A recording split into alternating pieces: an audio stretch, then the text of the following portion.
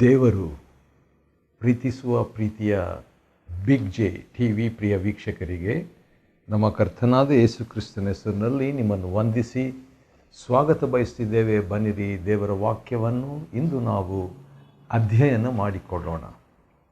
ಇಂದಿನ ನಮ್ಮ ಅಧ್ಯಯನ ಶ್ರೀ ಮಾರ್ಕನು ಬರೆದ ಸುವಾರ್ತೆ, the gospel according to Mark, chapter 1. ಮಾರ್ಕನ ಸುವಾರ್ತೆ ಮೊದಲನೇ ಅಧ್ಯಾಯ. ಮಾರ್ಕ ಅಂತ ಹೇಳಿದರೆ ಸುತ್ತಿಗೆ ಎಂಬುದಾಗಿ ಅದರ ಅರ್ಥ, ಮತ್ತು ಮಾರ್ಕ ಎಂಬ ಪದ ಕನ್ನಡದಲ್ಲಿ ಮಾರ್ಕ್ ಅಂತ ನಾವು ಹೇಳ್ತೀವಿ, ಇಂಗ್ಲೀಷ್ನಲ್ಲಿ ಮಾರ್ಕ್ ಎಂಬುದಾಗಿ ಹೇಳಲಾಗಿದೆ. ಮತ್ತು ಅದರ ಮೂಲ ಮಾರ್ಕಸ್ ಎಂಬುದಾಗಿ, ಅಥವಾ ಯಹೂದಿ ಹಿನ್ನೆಲೆಯವರು ಮೊರ್ಡೆಕಾಯ್ ಎಂಬುದಾಗಿ ಕರೆಯಲಾಗುವಂಥ ಹೆಸರಿದು. ಮತ್ತು ಈ ಮಾರ್ಕನು ಬಾರ್ನಬ ಸಹೋದರಿಯ ಮಗನು. ಮತ್ತು ಈ ಮಾರ್ಕನ ವಿಷಯದಲ್ಲಿ ಬಾರ್ನಬನಿಗೂ ಮತ್ತು ಪೌಲನಿಗೂ ಅಪೊಸ್ತಲಕೃತ್ಯ 15ರಲ್ಲಿ ಒಂದು ದೊಡ್ಡ ವಾಗ್ವಾದ ವಿವಾದ ಆಯಿತು. ಮತ್ತು ಈ ಮಾರ್ಕನನ್ನು ಅಪೊಸ್ತಲನಾದಂಥ ಪೇತ್ರನು ದೇವರ ಕಡೆಗೆ ನಡೆಸುವಂಥ ಒಂದು ಸುಳಿವು ಮೊದಲನೇ ಪೇತ್ರ 5:13ರಲ್ಲಿ ಹೇಳಲಾಗಿದೆ. ಮತ್ತು ಈ ಸುವಾರ್ತೆಯಲ್ಲಿ, ಮಾರ್ಕನ್ ಬರೆದ ಸುವಾರ್ತೆಯಲ್ಲಿ ಮಾರ್ಕನು ಯೇಸು ಕ್ರಿಸ್ತನನ್ನು ಸೇವಕನು ಎಂಬುದಾಗಿ ವರ್ಣಿಸುವಾತನಾಗಿದ್ದಾನೆ, ಅಥವಾ ಪ್ರಕಟಿಸುವಾತನಾಗಿದ್ದಾನೆ, ಅಥವಾ ತಿಳಿಸುವಾತನಾಗಿದ್ದಾನೆ. ಯಾವ ರೀತಿಯಾಗಿ ಮತ್ತಾಯನು ನಮ್ಮ ಕರ್ತನಾದ ಯೇಸು ಕ್ರಿಸ್ತನನ್ನು ಅರಸನನ್ನಾಗಿ ತನ್ನ ಸುವಾರ್ತೆಯಲ್ಲಿ ಪ್ರಕಟಿಸುತ್ತಾನೆ, ಅದೇ ರೀತಿಯಾಗಿ ಮಾರ್ಕನು ತನ್ನ ಸುವಾರ್ತೆಯಲ್ಲಿ ನಮ್ಮ ಕರ್ತನಾದ ಯೇಸುವನ್ನು ಸೇವಕನು, ಸರ್ವಂಟ್ ಎಂಬುದಾಗಿ, ಅದಕ್ಕೆ ಆಧಾರಿತವಾದಂಥ ಒಂದು ವಾಕ್ಯ.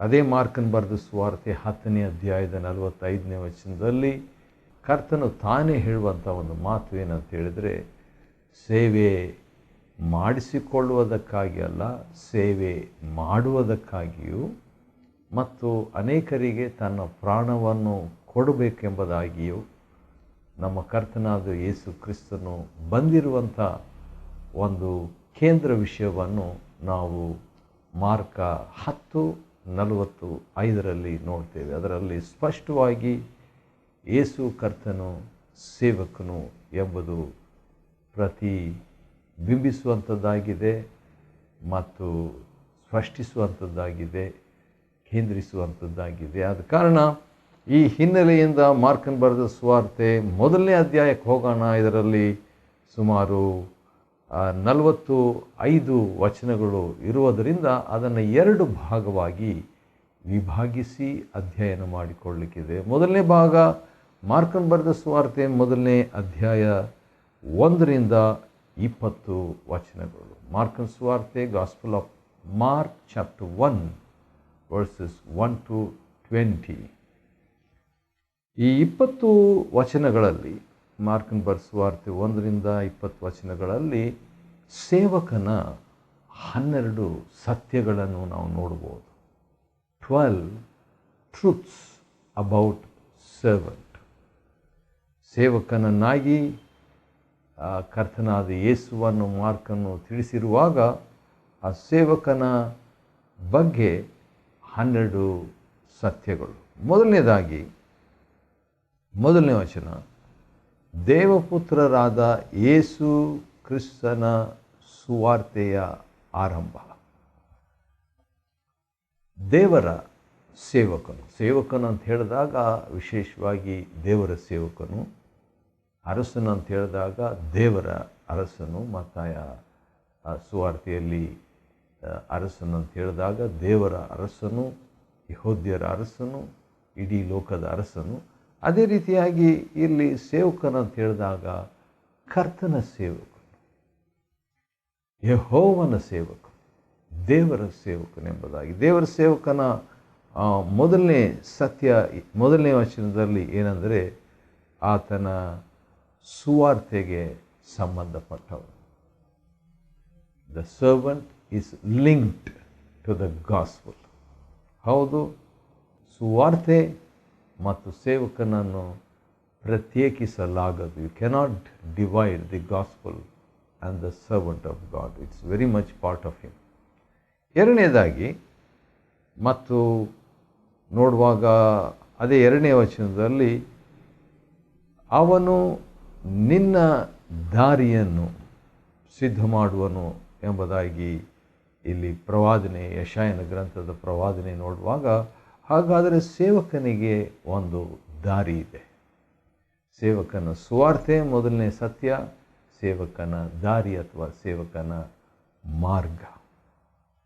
ಹೌದು, ಸೇವಕನಿಗೆ ಒಂದು ಮಾರ್ಗ ಉಂಟು.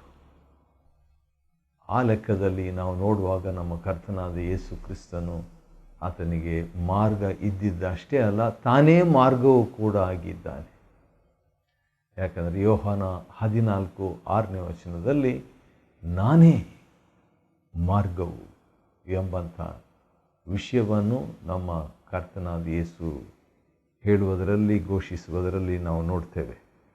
ಮತ್ತು ಈಗ ಕರ್ತನ ಮಾರ್ಗವನ್ನು ಆತನ ಸೇವಕರಾದ ನಾವುಗಳು ಕೂಡ ಸ್ನಾನಿಕನಾದ ಯೋಹಾನಂತೆ ಸಿದ್ಧ ಮಾಡುವಂಥದ್ದು, ಅದನ್ನು ನೆಟ್ಟಗೆ ಮಾಡುವಂಥದ್ದು, ಅದಕ್ಕಾಗಿ ಶ್ರಮಿಸುವಂಥದ್ದನ್ನು ನಾವು ಮಾಡ್ತಕ್ಕದ್ದು. 4ನೇ ವಚನದಿಂದ ಸ್ನಾನಿಕನಾದ ಯೋಹಾನನ ಬಗ್ಗೆ ನಾವು ನೋಡ್ತೇವೆ.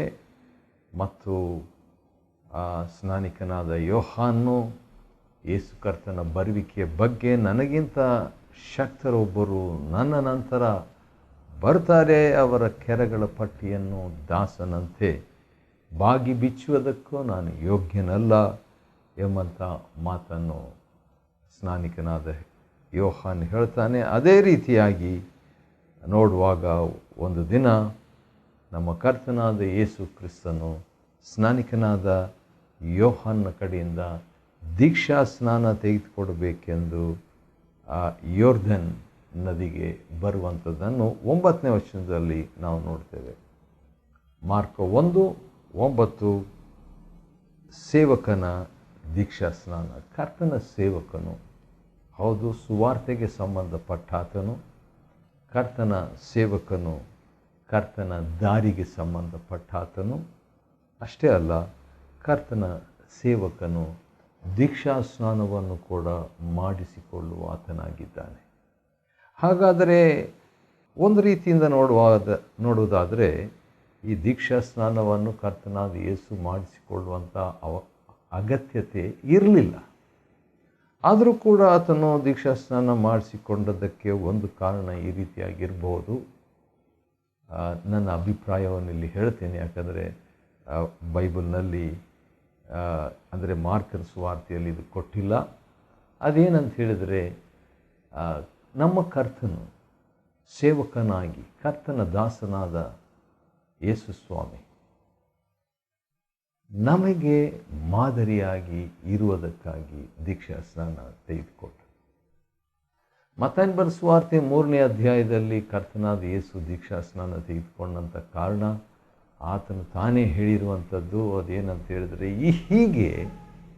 ಹೀಗೆ ನಾವು ಎಲ್ಲ ನೀತಿಯನ್ನು ನೆರವೇರಿಸಬೇಕಾಗಿದೆ ಎಂಬುದಾಗಿ ಆ ಕಾರಣ ಕೊಟ್ಟು ದೀಕ್ಷಾ ಸ್ನಾನ ತೆಗೆದುಕೊಂಡದ್ದು. ಇಲ್ಲಿ ನೋಡುವಾಗ ಯಾವ ಕಾರಣ ಕೊಟ್ಟಿಲ್ಲ, ಆದರೆ ದೀಕ್ಷಾ ಸ್ನಾನ ಯೋಹಾನನಿಂದ ಮಾಡಿಸಿಕೊಂಡ್ರು. ಅದು ತನ್ನನ್ನು ಮಾನವರಾದ, ಎಸ್ಪೆಷಲಿ ವಿಶೇಷವಾಗಿ ದೇವರ ಮಕ್ಕಳಾದ ತನ್ನ ಸಹೋದರರು ನಮ್ಮೊಂದಿಗೆ ಗುರುತಿಸಿಕೊಳ್ಳುವಂತೆ, in order to identify himself with us he took baptism. ಆತನು ದೀಕ್ಷಾ ಸ್ನಾನ ಆ ಕಾರಣಕ್ಕಾಗಿ ತೆಗೆದುಕೊಳ್ಳುವಂತೆ ಆಯಿತು. ಮತ್ತು 10ನೇ ವಚನ, ಅಂದ ಹಾಗೆ ನಾವು ಮಾರ್ಕನ ಬರೆದ ಸುವಾರ್ತೆ 1ನೇ ಅಧ್ಯಾಯದಿಂದ ಅಧ್ಯಯನ ಮಾಡಿಕೊಳ್ಳಲಿಕ್ಕಿದ್ದೇವೆ. ಮಾರ್ಕನ ಬರೆದ ಸುವಾರ್ತೆ 1ರಿಂದ 20 ವಚನಗಳಲ್ಲಿ ಅದನ್ನು 2 ಭಾಗವಾಗಿ ವಿಭಾಗಿಸಿ ನಾವು ಅಧ್ಯಯನ ಮಾಡಿಕೊಳ್ತಿದ್ದೇವೆ. 1ರಿಂದ 20 ವಚನಗಳಲ್ಲಿ ಸೇವಕನ 12 ಸತ್ಯಗಳನ್ನು ನಾವು ನೋಡ್ತೇವೆ. 12 truths about the servant. Servant ಅಂತ ಹೇಳಿದಾಗ ದೇವರ ಸೇವಕನು. 4ನೇದಾಗಿ 10ನೇ ವಚನದಲ್ಲಿ ಯೇಸು ನೀರಿನೊಳಗಿಂದ ಮೇಲಕ್ಕೆ ಬಂದ ಕೂಡಲೇ ಆಕಾಶವು ತೆರೆದು ಪವಿತ್ರಾತ್ಮ ಪಾರಿವಾಳದಂತೆ ತಮ್ಮ ಮೇಲೆ ಇಳಿದು ಬರುವಂಥದ್ದನ್ನು ಯೇಸು ಸ್ವಾಮಿ ಕಂಡರು. ಹಾಗಾದರೆ ಪವಿತ್ರಾತ್ಮನಿಗೂ ಸೇವಕನಿಗೂ ಬಹಳ ಸಂಬಂಧವಿದೆ. ಪವಿತ್ರಾತ್ಮನ ಸಹಾಯ ಇಲ್ಲದೆ ದೇವರ ದಾಸನು ಮುನ್ನಡೆಯಲಾರನು, ಮುಂದಕ್ಕೆ ಹೋಗಬಾರ್ದು. ಇಲ್ಲಿ ಕೂಡ ಸೇವೆ ಮಾಡಿಕೊಳ್ಳೋದಕ್ಕೆ ಮುಂಚಿತವಾಗಿ ಆ ಕರ್ತನಾದ ಯೇಸು ಪವಿತ್ರಾತ್ಮನ ಒಂದು ಶಕ್ತಿಯನ್ನು, ಪವಿತ್ರಾತ್ಮನ ಪೂರ್ಣತೆಯನ್ನು, ಪವಿತ್ರಾತ್ಮನ ಅಭಿಷೇಕವನ್ನು ಹೊಂದಿ ಸೇವೆಯನ್ನು ಪ್ರಾರಂಭ ಮಾಡುವಂಥದ್ದನ್ನು ನಾವು ನೋಡ್ತೇವೆ. ಹೌದು, ಪವಿತ್ರಾತ್ಮನ ಒಂದು ಶಕ್ತಿ, ಅಭಿಷೇಕ ಸೇವಕನ ಜೀವನದಲ್ಲಿ ಇರುವಂಥ ಒಂದು ಸತ್ಯವಾಗಿದೆ, ಅನುಭವವೂ ಆಗಿದೆ. 5ನೇದಾಗಿ ನೋಡುವಾಗ ನೀನು 11ನೇ ವಚನ, ಮಾರ್ಕ 1:11, ನೀನು ನನ್ನ ಪ್ರಿಯ ಪುತ್ರನು, ನಿನ್ನನ್ನು ಮೆಚ್ಚಿದ್ದೇನೆ ಅಥವಾ ಅಪಾರವಾಗಿ ಮೆಚ್ಚಿದ್ದೇನೆ ಎಂಬುದಾಗಿ ಹೌದು, ಕ್ರಿಸ್ತನ ಅಥವಾ ಸೇವಕನ ಅನುಮೋದವನ್ನು ನಾವು ನೋಡ್ತೇವೆ. The approval of the servant, ಸೇವಕನ ಒಂದು ಅನುಮೋದ. ಅಂದರೆ ಇದು ಭಾಳ ಪ್ರಾಮುಖ್ಯವಾದಂಥ ಒಂದು ವಿಷಯ. ಅದನ್ನು ಸ್ವಲ್ಪ ವಿವರಿಸಿ ಹೇಳ ಬಯಸ್ತೇನೆ. ಅದೇನಂತ ಹೇಳಿದರೆ, ಮನುಷ್ಯರು ನಮ್ಮನ್ನು ಮೆಚ್ಚಬಹುದು, ಮನುಷ್ಯರು ನಮ್ಮನ್ನು ಮೆಚ್ಚಬಹುದು, ನಾವು ಮನುಷ್ಯರನ್ನು ಮೆಚ್ಚಬಹುದು ಸೇವಕರಾಗಿ. ಆದರೆ ಕರ್ತನ ಸೇವಕನು ಕರ್ತನ ಮೆಚ್ಚುಗೆಯನ್ನು ಪಡೆದವನಾಗಿ ಸೇವೆ ಮಾಡುವವನಾಗಿದ್ದಾನೆ. The Lord's servant ministers with the approval of God himself. ಹೌದು, ಇಲ್ಲಿ ತಂದೆ ದೇವರು ಯೇಸು ಕರ್ತನಿಗೆ ತನ್ನ ಸರ್ಟಿಫಿಕೇಟನ್ನು ಇಲ್ಲಿ ಕೊಡುವಂಥದ್ದನ್ನು ಗಮನಿಸಬಹುದು. ಆ ಒಂದು ಅನುಮೋದ ಬಹಳ ಬಹಳ ಪ್ರಾಮುಖ್ಯ. ಸೇವೆ ಮಾಡುವಾಗ ಈ ಒಂದು ಸರ್ಟಿಫಿಕೇಟ್ ನಮಗೆ ಸಿಕ್ಬಿಟ್ರೆ ಅಂತಾರಾಷ್ಟ್ರೀಯ ಸೇವೆ, ಇಂಟರ್ನ್ಯಾಷನಲ್ ಮಿನಿಸ್ಟ್ರಿ, ಆಧ್ಯಾತ್ಮಿಕ ಸೇವೆ, ಸ್ಪಿರಿಚುವಲ್ ಮಿನಿಸ್ಟ್ರಿ, ನಿತ್ಯತ್ವಕ್ಕೆ ಉಳಿಯುವ ಸೇವೆ, ಇಟರ್ನಲ್ ಮಿನಿಸ್ಟ್ರಿ, ದೇವರಿಗೆ ಮಹಿಮೆಯನ್ನು ತರುವಂಥ ಸೇವೆ, ಗ್ಲೋರಿಫೈಯಿಂಗ್ ಗಾಡ್ ಮಿನಿಸ್ಟ್ರಿ, ಆ ರೀತಿಯಾಗಿ ಮಾಡಲಿಕ್ಕೆ ಸಾಧ್ಯ.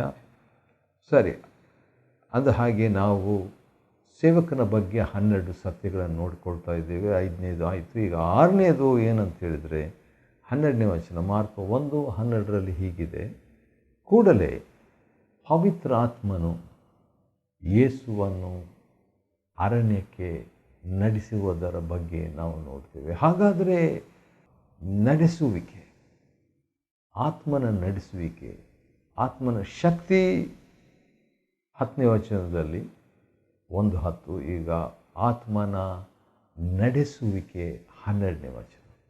ಒಬ್ಬ ಸೇವಕನು, ಒಬ್ಬ ಕರ್ತನ ದಾಸನು ಹೇಗಿರಬೇಕು ಎಂಬುದಾಗಿ ನೋಡುವಾಗ ಮೊಟ್ಟ ಮೊದಲನೇದಾಗಿ ಪವಿತ್ರ ಆತ್ಮನ ಶಕ್ತಿಯನ್ನು ಹೊಂದಿದ ವ್ಯಕ್ತಿ ದೇವರ ಸೇವಕನು.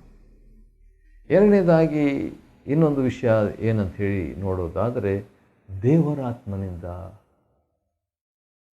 ನಡೆಸಿಕೊಳ್ಳಬೇಕು.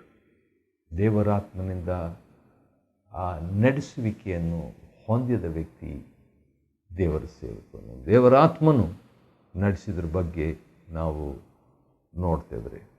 ಅದೇ ಸಂದರ್ಭದಲ್ಲಿ 13ನೇ ವಚನದಲ್ಲಿ ನಾವು ನೋಡಿಕೊಳ್ಳುವಾಗ ದೇವರ ಸೇವಕನು ಶೋಧಿತನಾಗಬೇಕು.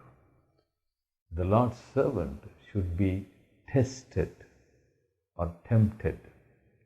ಶೋಧನೆ ಅಥವಾ ಪರೀಕ್ಷಿಸಲ್ಪಟ್ಟಿರಬೇಕು, ಶೋಧಿತನಾಗಿರಬೇಕು. ಯಾವುದೇ ಒಂದು ಮೈಕ್ ನಾವು ತಕ್ಕೊಂಡ್ರೆ ನಾವು ಏನು ಹೇಳ್ತೀವಿ, ಟೆಸ್ಟಿಂಗ್ 1 2 3 ಅಂತ ಹೇಳ್ತೀವಲ್ಲ, ಹಾಗೆ ದೇವರ ಸೇವಕನು ಶೋಧಿತನಾಗಿ ಇರಬೇಕು. ಮತ್ತು ಅದೇ ಸಂದರ್ಭದಲ್ಲಿ ನಿಜವಾದ ಸೇವಕನಿಗೆ 13ನೇ ವಚನ ನಾವು ನೋಡುವಾಗ ದೇವದೂತರು ಬಂದು ನಮ್ಮ ಕರ್ತನಾದ ಯೇಸುವನ್ನು ಉಪಚಾರ ಮಾಡುವುದರ ಬಗ್ಗೆ ನಾವು ನೋಡ್ತೇವೆ. ಹಾಗಾದರೆ ಸೇವಕನಿಗೆ ಹೌದು, ದೇವರು ಸೇವೆಯನ್ನು ನೀಡುವತನಾಗಿದ್ದಾನೆ. ಇನ್ನೊಂದು ಸಾರಿ ಹೇಳ್ತೀನಿ, ನಿಜ ಸೇವಕನಿಗೆ ದೇವರು ತನ್ನ ಸೇವೆಯನ್ನು ತನ್ನ ಸೇವಕರಿಂದ, ಒಂದು ವೇಳೆ ದೇವದೂತರಿಂದ ಕೂಡ ಆಗಿರ್ಬೋದು, ಆತನು ನೀಡುವಾತನಾಗಿದ್ದಾನೆ. ಸರಿ, 14ನೇ ವಚನದಲ್ಲಿ ನಾವು ನೋಡುವಾಗ ಸೇವಕನು ಸುವಾರ್ತೆಯನ್ನು ಸಾರುವವನಾಗಿರ್ತಾನೆ. God servant proclaims the gospel. ಅದನ್ನೇ 14ನೇ ವಚನ ಮಾರ್ಕ್ 1:14 ನಾವು ನೋಡ್ತೇವೆ. ಮಾರ್ಕ್ 1:1 ಸುವಾರ್ತೆಗೆ ಸಂಬಂಧಪಟ್ಟ ಇರುವಾತನಾಗಿದ್ದಾನೆ ಸೇವಕನು. ಅದನ್ನೇ ಕರ್ತನ ಮಾದರಿಯಿಂದ ನೋಡ್ತೇವೆ. ಈಗ ಸಂಬಂಧಪಟ್ಟದ್ದಷ್ಟೇ ಅಲ್ಲ, ಅದನ್ನು ಸಾರುವಂಥದ್ದು. ಸುವಾರ್ತೆ ಅಂದರೆ ಏನು ಎಂಬುದಾಗಿ 15ನೇ ವಚನದಲ್ಲಿದೆ. ಕಾಲು ಪರಿಪೂರ್ಣವಾಯಿತು, ದೇವರಾಜು ಸಮೀಪಿಸಿದೆ ಎಂಬಂಥದ್ದೇ ಸುವಾರ್ತೆ. ಸರಿ, 17ನೇ ವಚನ ಮಾರ್ಕ್ 1:17 ಸೇವಕನ 12 ಸತ್ಯಗಳನ್ನು ನಾವು ನೋಡಿಕೊಳ್ತಿದ್ವಿ. ಅಂದರೆ ದೇವರ ಸೇವಕನ 12 ಸತ್ಯಗಳು.